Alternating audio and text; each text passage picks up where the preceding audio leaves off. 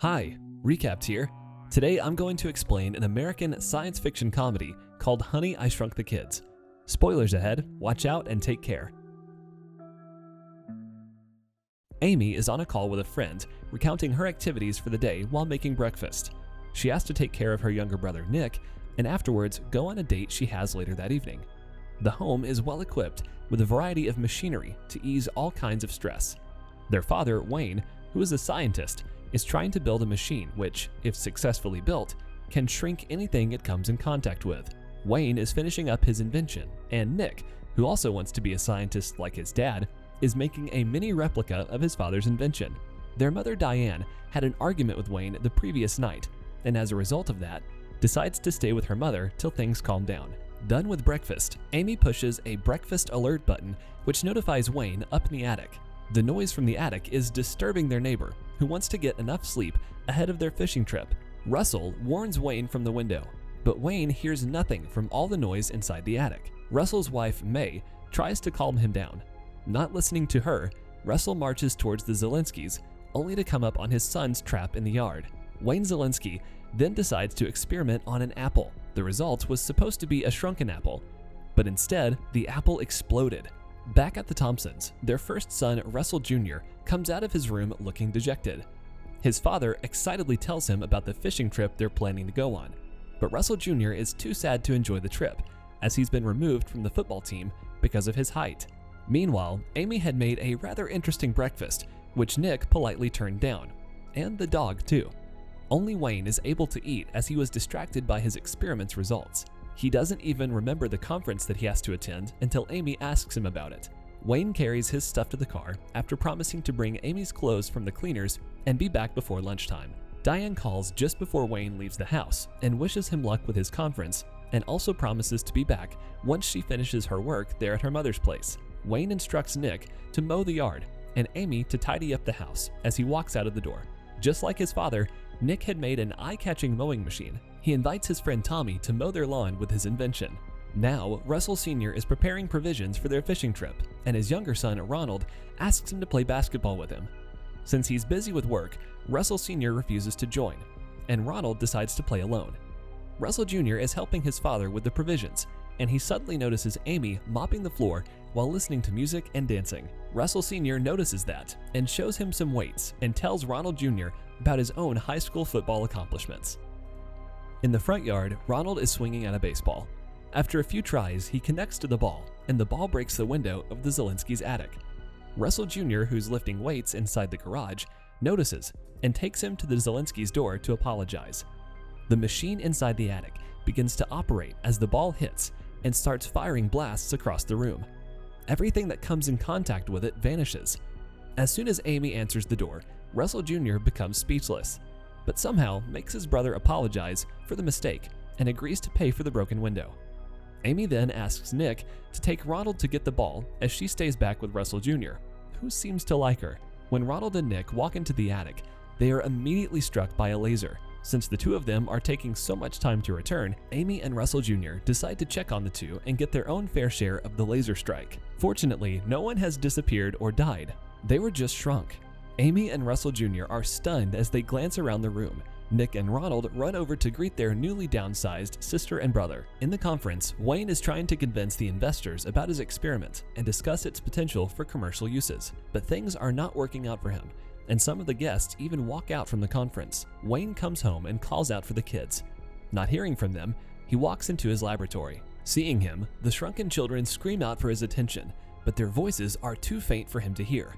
Without noticing the missing sofa, Wayne sits on it, which causes him to fall to the floor. To the mini kids, his falling feels like an earthquake.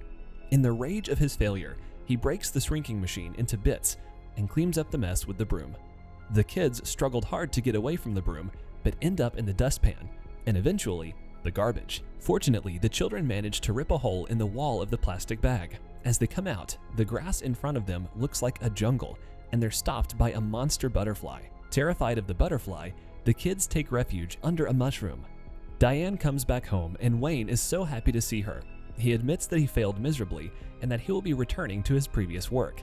Diane is happy to hear that and is also curious about the children's whereabouts, but Wayne is unsure where they are because he's been to the conference. The kids arrive at a murky river that's littered with dead bugs and dirt. Nick suddenly thinks about their dog Quark. If they somehow could call Quark near them, they could get a ride to home. Diane and Wayne are informing the neighbors that the kids are missing. Wayne opens the door and allows Quark to go outside to relieve himself. As Quark approaches near the kids, the Thompsons' cat chases it back into the house. The children hear their parents yelling their names, but they know that even if they answer their call, their parents won't be able to hear them. Suddenly, a bee from the sky snatches Nick and flies away. Russell Jr. attempts to save him by jumping on the back of the bee as they fly around the yard. Wayne tries to hit the bee with a baseball bat, and the children are ultimately rescued from the bees. As he's holding the bat, Wayne notices the shattered window of his attic. He goes upstairs and looks around the room until he finds the shrunken couch. When he sees the couch, he learns that his machine is actually working and understands what exactly happened to the kids. He then notices the broom and realizes where the kids might have gone. He rushes to the garbage bag and notices the hole made by the kids to escape. On his way back to the house, he realizes that each step he makes on the lawn might squash the kids, and therefore crawls along the fence instead of walking. Wayne, with the help of stilts and a magnifying glass, starts looking in the yard for his tiny kids, but ends up setting off the sprinklers by accident, resulting in a hurricane for the kids. While running from the water, Amy is hit by a droplet and thrown into the mud hole. Russell Jr. dashes down there and saves Amy from drowning. Realizing the danger he caused, Wayne shuts off the sprinklers, preventing any more damage. Amy expresses her gratitude for Russell Jr. for everything he's done for her and Nick. She also approaches Ronald and makes peace by rubbing some dirt in his hands for good luck. The kids are now halfway through the yard, and Wayne is still looking for his kids with a magnifying glass around the yard. On their adventure, the kids come across a cream-filled cookie, and they devour it heartedly before being stopped by a massive ant, who demands a slice of the cookie. Despite Amy's warnings, Ronald enthusiastically gets up on the insect as if it were a bucking horse. Understanding that Ronald's plan might work, Amy grabs a piece of the cookie, ties it to a stick, and makes the ant move ahead by following the cookie. The rest of them are seated on a leaf with its backside connected to the ant. Meanwhile, the Thompsons call 911, and Wayne is still in the yard looking for the kids. Diane returns home and notices the cops in the Thompson house. She decides to do the same with their children too. Wayne tells Diane the whole story. At first, she's glad that Wayne's machine works, but then realizes that nothing matters if they couldn't find their children, who are now less than a centimeter in size. So, she decides to join Wayne in the search for their kids. As this happens, Russell Sr. comes out of the house to have a cigarette. He notices the Zelensky parents floating over their yard with a magnifying lens. On his way back inside, he throws the cigarette butt on the ground and it falls near the kids. Since it's dark outside, Ronald inserts a branch into the still smoldering bud and uses it as a torch. Wayne and Diane are fed up with their unsuccessful quest and decide to tell the Thompsons the truth about their kids. The Thompsons are confused and doubtful while hearing the truth, but when Wayne shows them the shrunken couch, they get convinced. Back in the yard, the kids find one of Nick's Legos and they decide to take a rest inside of it. Amy and Russell Jr. share some romantic talks, and they even exchange a kiss. And as the kids are sleeping inside the Lego, a scorpion emerges from nowhere and the kids flee. But Ronald gets trapped inside the Lego block as the scorpion attacks. Russell Jr. throws an improvised torch at the scorpion, allowing Ronald to escape. As the scorpion continues to attack, their old friend the ant comes along and fights the scorpion. The kids, on the other hand, aren't giving up either.